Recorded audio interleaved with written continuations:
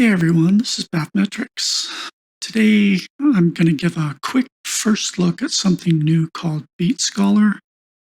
It's a really interesting plugin, has some good ramifications for loudness.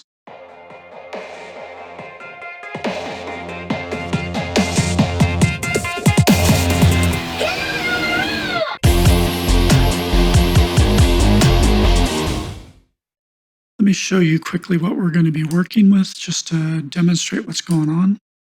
We have my basic project template, and I always have a loudness check track that is kind of like a bunch of placeholder sounds that get me in the right ballpark loudness range. Sounds like this. It's just a simple mid-tempo beat with a subline and a rolling bass line just to fill out the spectrum.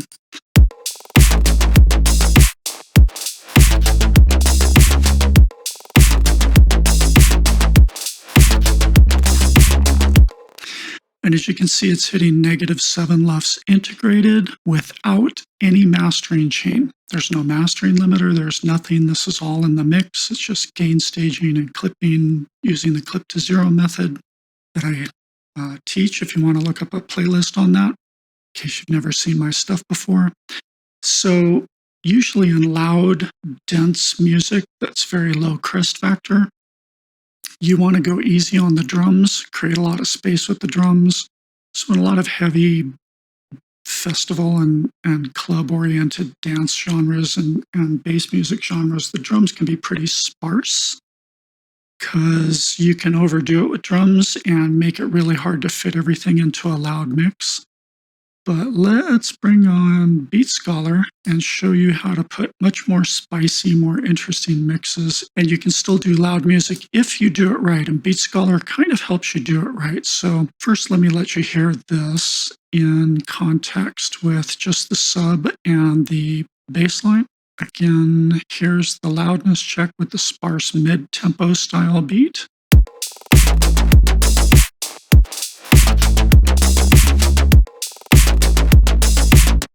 But now let's turn on Beat Scholar and show you this beat with just the sub and the rolling bass line.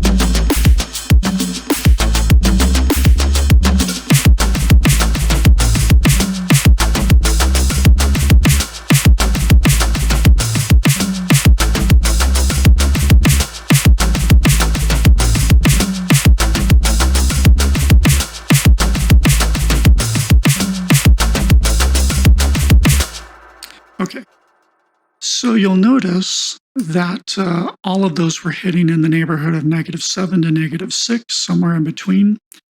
And as a drummer, as a former drummer who played a lot of acid jazz and world genres of various sorts, a lot of Latin jazz, I'm familiar with a lot of Latinesque rhythms as a drummer.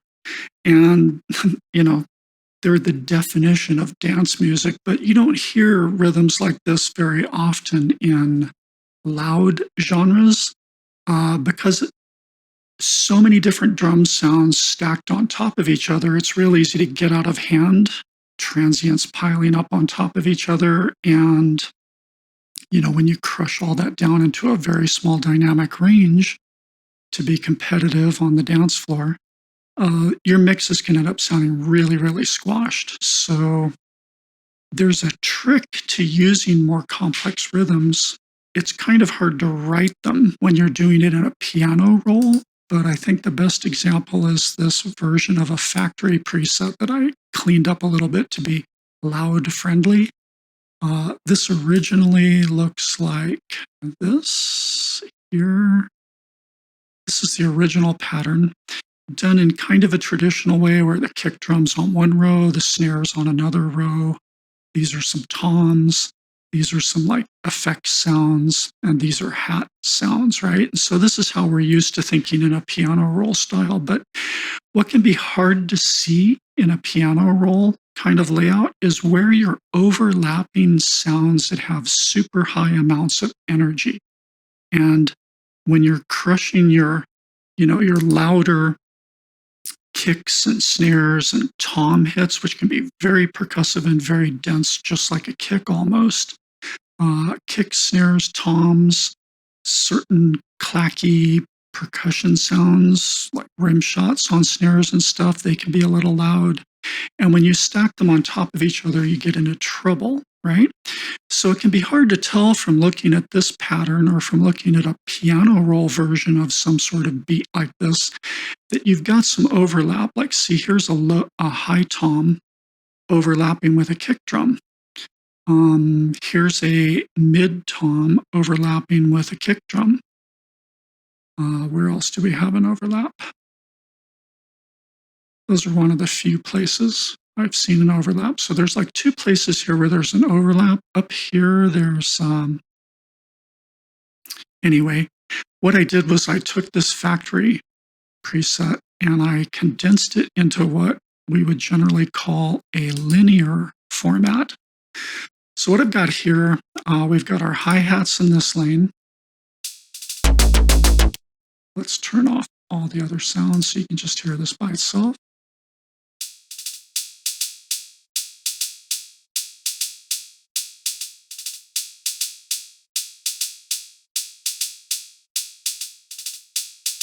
Okay, nothing fancy, just a Latin-esque kind of rhythm. And then here's two special utility sounds. This sound here,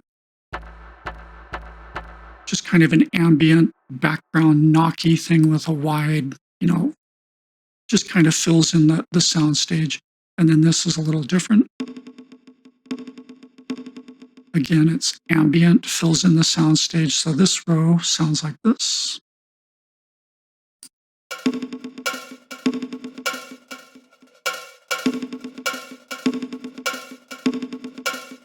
And if we combine the hats and this row, we end up with this.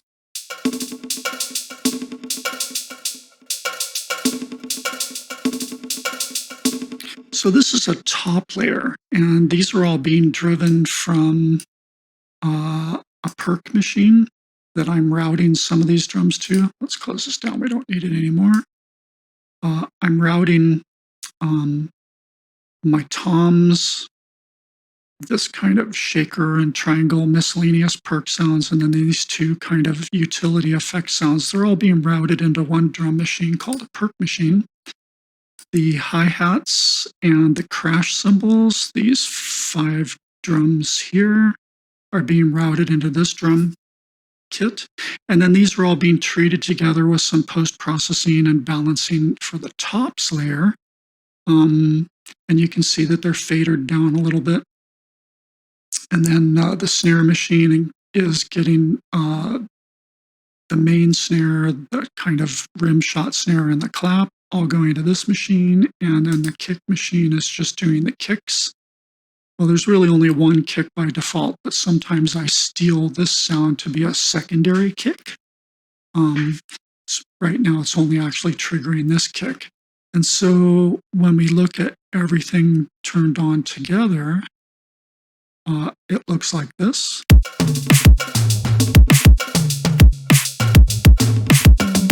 So you can see there's a lot of kick hits happening, a lot of snare hits. There's not a lot of space left, but the sounds that we're letting come in with those are mostly background style sounds, kind of pushed way back and using reverb to wash them out, spread them wide, give a little sparkle. But here's the one I want you to focus on, and it's just the kick, snare, and the 3 tom sounds, which are these kind of pink and purple colors.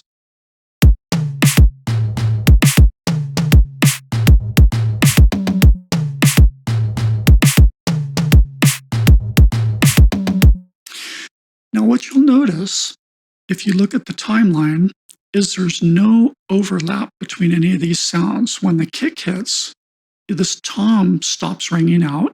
It's just being ducked by the kick because I have a ducker on my tops bus. I have a set of duckers reacting to the audio signal from my kicks and my snares.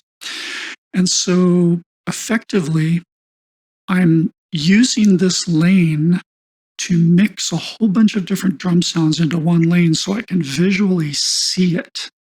And I can make sure that kick happens by itself, tom happens by itself, snare happens by itself, kick, tom, tom, kick, kick, snare, tom, and so on all the way down the line. And this is called a linear arrangement.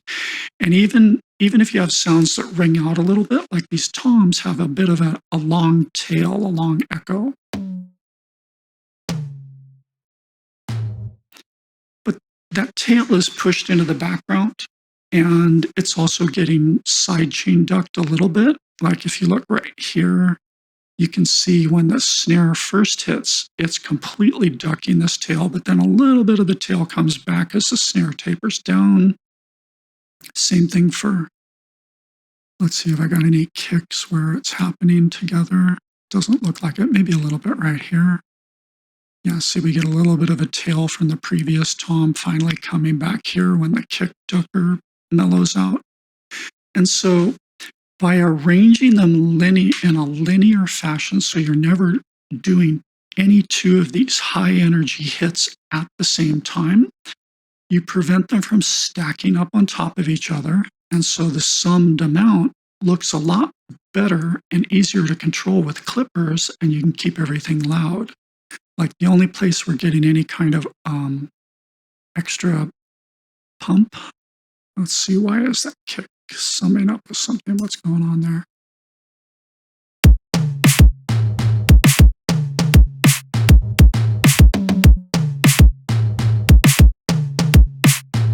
Okay, so what's happening there is there's a higher frequency sound from the tom is not being ducked. And anyway, it's going to be hard to describe what's going on there, but the end result is it's very, very clean sounding. And so you can get a very busy structure of very loud sounds to fit with everything else and still sound good, like so.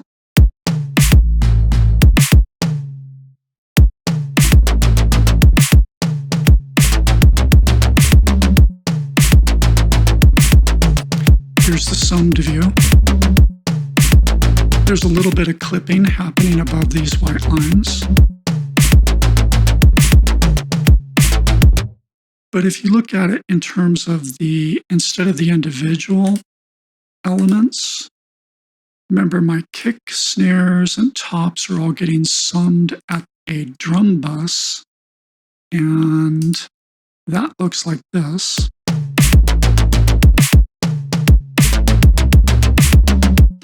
And so they're all being clipped and controlled at the top level drums bus right here, okay?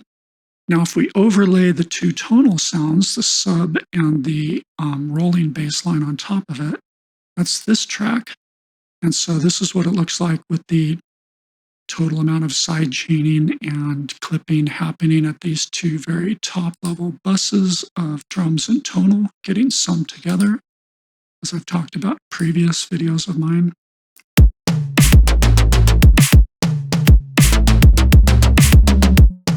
And let's bring in all the sounds again.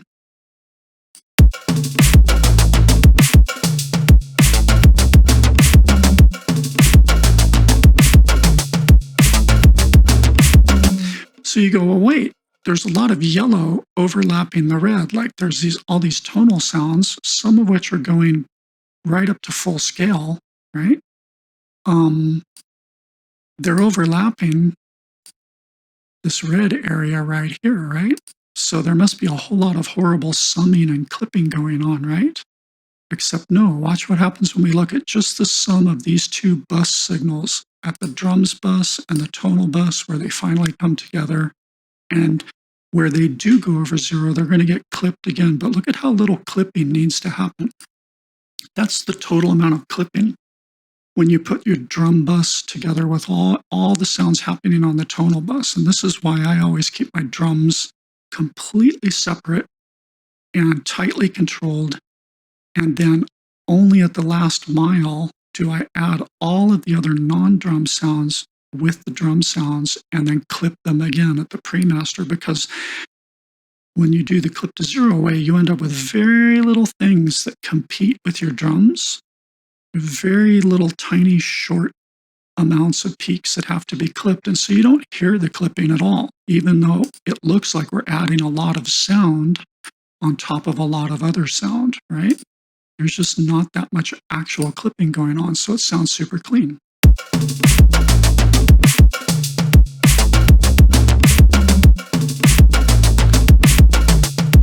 These little bits are getting clipped here. And this is what it looks like when it's fully clipped.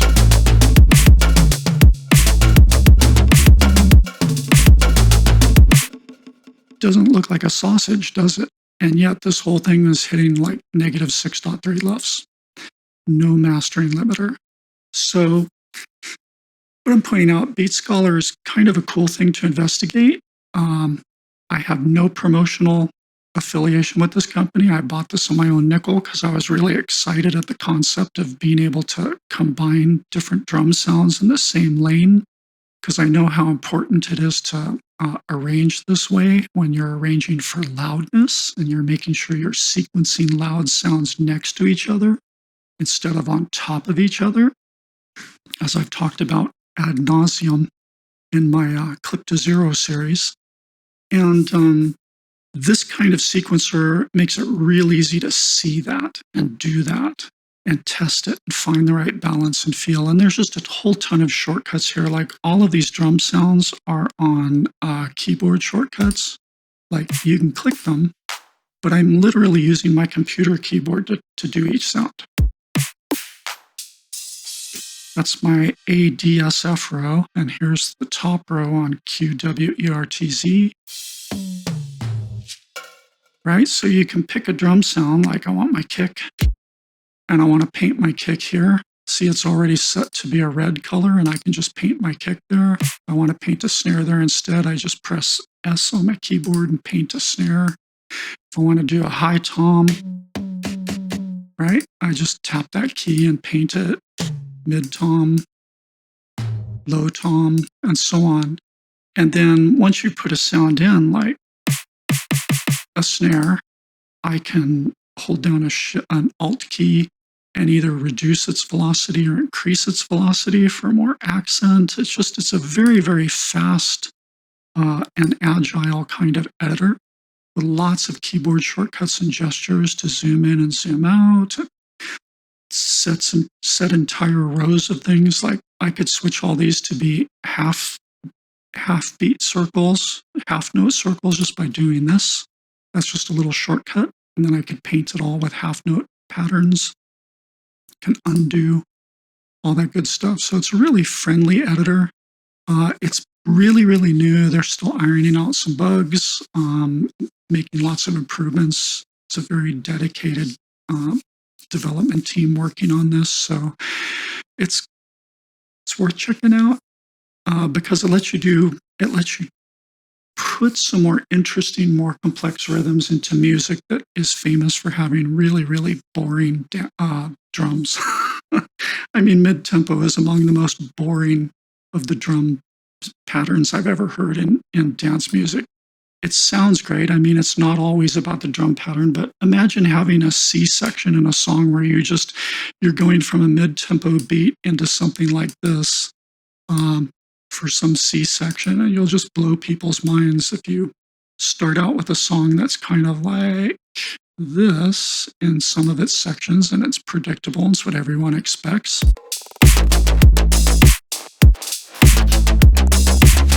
And then, I don't know, in an intro or breakdown or just some outright C section where you want to do something completely different, you kind of blow everyone's minds by throwing in some really complex beat, more like this.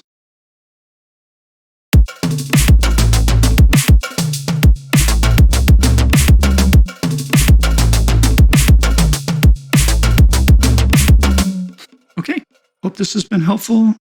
Check out Beat Scholar if you're interested. It's not too bad. I think it's on an introductory price of $70, $79 maybe, right around now at the timestamp I'm making this video. I don't know how long that'll last, but give it a look. All right. See you next time.